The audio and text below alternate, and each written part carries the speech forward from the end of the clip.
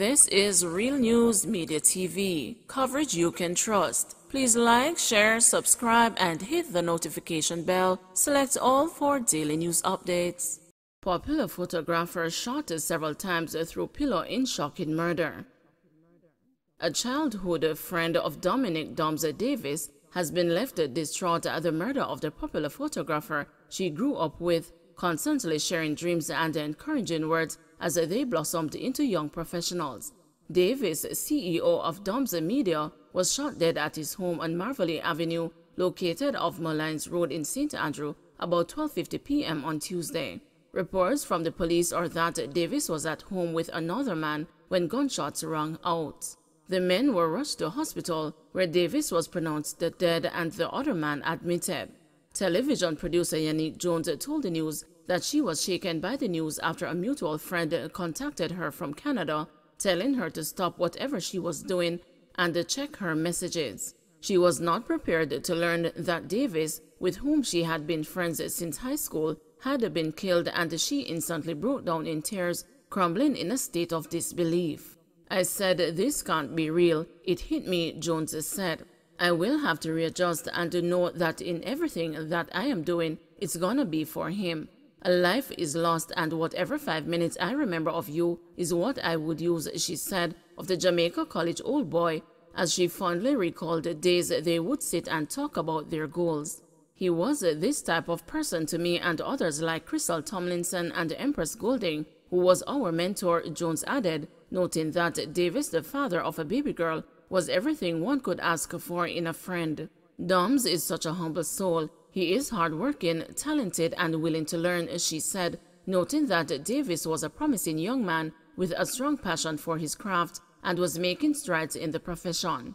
"There are absolutely no words to describe somebody who is just," she said, her voice trailing off with a deep sigh, "someone you could always count on whenever you needed anything done."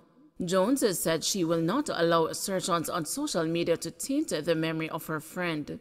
"Whatever people are saying, it doesn't bother me. What bothers me is that a child is going to be without a father, and of course, a father is going to have to bury his son. That is what bothers me," Jones said. News of Davis's death triggered shockwaves on social media, with many popular personalities and artists, including Tomlinson, Chronic Law, and Dottie Berry, taking to their social media platforms to express sadness. The St. Andrew Central Police are probing the deadly shooting. A senior officer close to the probe told the news that a motive has not been established. The other injured man was shot in the shoulder when he allegedly opened the door. It appears that Dominic was the target. He was killed in a room. A pillow was found over his head. "The killers shot him several times through a pillow," said an investigator. The police are asking persons with information that might assist in solving the murder to call the Halfway Tree Police at 876-926-818425 or the nearest police station. In the first half of this year, the St. Andrew Central Police Division recorded 36 murders, or 8% fewer than the 39 homicides over the corresponding period last year.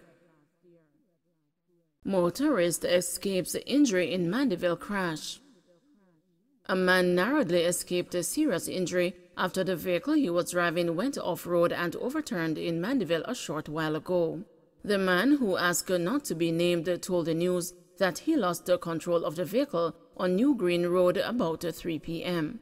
"The road wet and me come down the road and me just feel the car adrift," he said. He explained that in an attempt to avoid oncoming traffic, he swerved to the left, which resulted in the vehicle going over a sidewalk before overturning and landing mere meters from a concrete water tank stand. Office of Public Defender not protected in the Constitution, says Harrison Henry. The Office of the Public Defender, which was established 22 years ago, is still not protected in the Constitution of Jamaica, despite the promises from successive governments to do so. Yesterday, Acting Public Defender Herbert Mackenzie said such a move would give it more power in terms of getting responses from several agencies, including government departments, and to put the office on a more solid legal footing. Mackenzie said that large numbers of people visit the office daily with a myriad of complaints, including requests for financial and economic assistance. Some, he said, even visited seeking help with legal representation. Retired public defender Arlene Harrison Henry, who demitted office on April 6, also expressed her disappointment that the office was not protected by the Constitution of Jamaica. She said she left the office with mixed feelings as she was very disappointed that certain goals were not fulfilled during her 7-year tenure, which began in January 2015. One of her regrets, she said, was that the office was established as a commission of parliament 22 years ago, but successive governments have not taken steps to have it recognized and protected in the Constitution. Harrison Henry said the Office of the Public Defender existed and operated under an interim legislation, which is the Public Defender Interim Act, and this has been from April 16, 2000. She explained that Section 3 of the legislation states that this act shall continue in force until provision is made in the Constitution of Jamaica for the establishment of a public defender in terms which preclude the altercation of that provision otherwise than in accordance with the procedures prescribed by or in relation to Section 49(2) of that Constitution and shall then expire. So what we have here, Harrison Henry explained, is a parliamentary promise going back 22 years, which neither side has fulfilled. Indeed, both sides have failed to make this commission take its rightful place in the Constitution, thus further protecting the constitutional rights of all Jamaicans within our democracy. And as we face our 60th anniversary of our independence, the need for the protection of constitutional rights is enlarged as matters of education, public health, and fighting criminality ought to adopt a human and equitable rights approach to address, in a meaningful manner, our multiplicity of social problems which impeded the vast majority of Jamaicans from satisfying their life ambitions. She says that both administrations were remiss in their duty to Jamaica in keeping with their parliamentary promise to establish the Commission of Parliament in the Constitution, as several other Caribbean countries have done. This parliamentary promise appears to have been forgotten, she emphasized. Once the office is protected in the Constitution, Harrison Henry said the office would have security of place, protection of constitutional rights in our democratic system of government, and a complete non-interference. As an example, she says, once it is in the Constitution, the office could not be merged with or into a ministry with accountability to a minister who is a member of a political party. The second regret, she said, was that both sides did not look seriously at the establishment of a National Commission on Human Rights for the office to grow into. She said some people called it an institute, but the Office of the Public Defender preferred the expression commission. We have made our submissions to both sides, and that is to Minister of Justice Delroy Chuck in the current administration and to the minister in the former administration, that is Minister Mark Golding, now leader of the opposition, that this office can grow into a commission and expand our operations, Harrison Henry disclosed. Under my tenure, we established an office in Montego Bay and one in Mandeville to provide greater service to those communities because Kingston and St. Andrew is not Jamaica.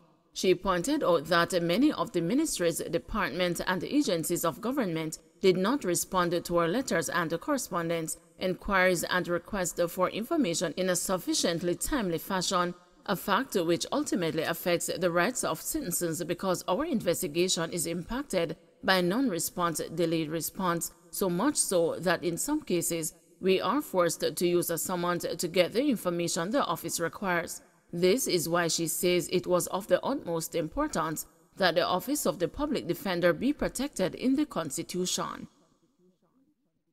Student attendance back at pre-pandemic levels. Student attendance is back to pre-pandemic levels, says the Minister of Education and Youth, Favour Williams.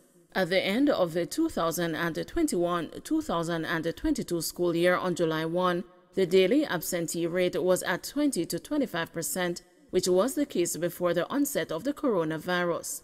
Williams said that efforts to find the students who are still disengaged will continue in the 2022-2023 academic year under the Yard to Yard Find the Child initiative. We have to get those children back in schools come the new school year, and you will see us with the program again, she noted. We're hoping to have better data in terms of attendance, especially during the first couple of weeks in school, so it will allow us to better target, know who is absent, and engage them to find out what is happening in the home and so on, she continued. During the height of the pandemic, the minister reported that approximately 120,000 primary and high school students were not attending classes. Under the Yard-to-Yard Find the Child initiative, 580 youth workers under the Housing, Opportunity, Production and Employment Program, 108 social workers, 928 guidance counselors, and 177 deans of discipline were engaged to help trace and contact these students. Williams was speaking at the official launch of the Education Transformation Oversight Committee at the Jamaica House on July 6. Don't forget to like, share, subscribe, and hit the notification bell. Select all for daily news updates.